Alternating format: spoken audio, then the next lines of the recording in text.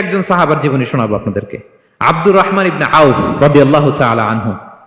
10 জন জান্নাতের দুনিয়াতে বসে যে 10 জন সাহাবা জান্নাতের সুসংবাদ পেয়েছেন তাদের মধ্যে একজন, আলহামদুলিল্লাহ বলেন। আব্দুর রহমান ইবনে আউফ রাদিয়াল্লাহু তাআলা আনহু প্রথম 8 জন মক্কায় যারা কালিমা পড়ে মুসলমান হয়েছে তাদের একজন। তার স্ট্যাটাসটাকে জেনে নেন। তো তিনি যখন মক্কা থেকে হিজরত করে মদিনায় গেলেন, মনে রাখবেন মক্কা থেকে যে সাহাবারা বাড়ি ঘর ছেড়ে হিজরত করেছে তাদেরকে বলে মহাজির, মানে হিজরতকারী সাহাবা।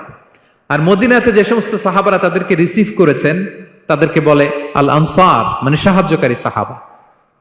তো যারাই হিজরত করে মক্কা থেকে মদিনায় যেত, বিষ্ণু ইসলাম মদিনার কোন সাহাবীর সাথে তার ভাই পাতিয়ে দিতেন, আল মুআখাত, ব্রাদারহুড করে দিতেন, দায়িত্ব দিতেন যে তুমি এই সাহাবীকে দেখবে।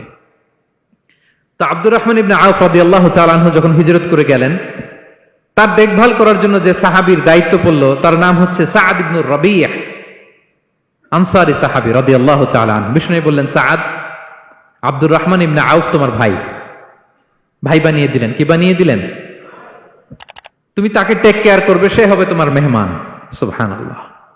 সাআদ ইবনে রাবি রাদিয়াল্লাহু তাআলা আনহু তিনি আব্দুর রহমান ইবনে আউফকে ডেকে নিয়ে গেলেন, ঘরে নিয়ে গেলেন মেহমানকে, এবং বললেন, ইয়া সাআদ ইন্নী আকসারুল আনসারি মালান।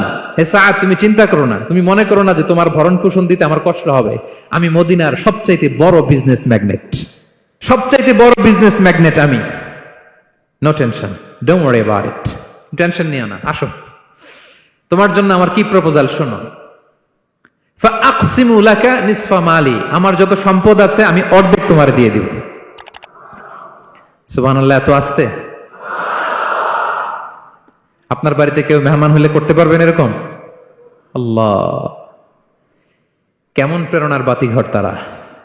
ফাআকসিমু নিসফা মালি, হে আব্দুর রহমান ইবনে আউফ, আমার অর্ধেক সম্পদ তোমারে দিয়ে দিব। এখানেই শেষ না, এরপর বলতে লাগলেন, আমার অনেকগুলো স্ত্রী আছে, তুমি কোথায় যে মেয়ে খুঁজবা, প্রস্তাব দিবা, এত ঝামেলার দরকার নাই।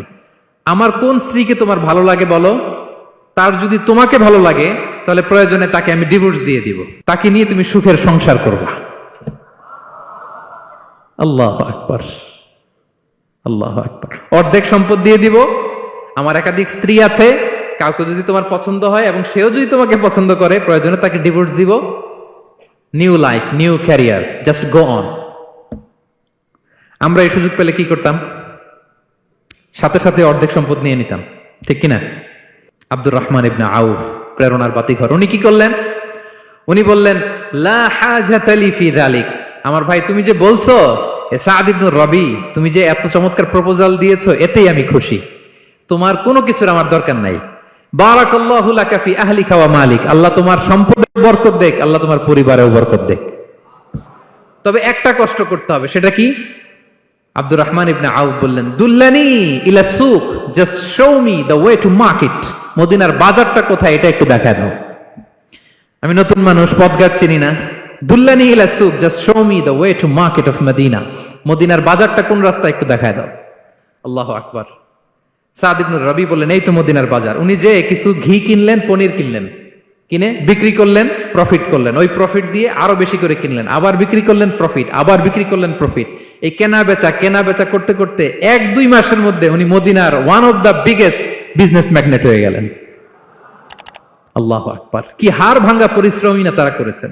একেবারে রেডি ক্যারিয়ার ছিল, গেলাম সবচেয়ে বড় বিজনেসম্যানের অর্ধেক সম্পত্তি পেয়ে গেলাম। He didn't accept the ready career, rather he made his own path with his own Endeavour. নিজের চেষ্টায়, নিজের পরিশ্রমে, নিজের ঘাম ঝরিয়ে নিজের ক্যারিয়ার তৈরি করেছেন। চিল্লায় বলেন ঠিক কিনা? This is the biography of Abdul Rahman ibn Auf radiyallahu ta'ala anhu.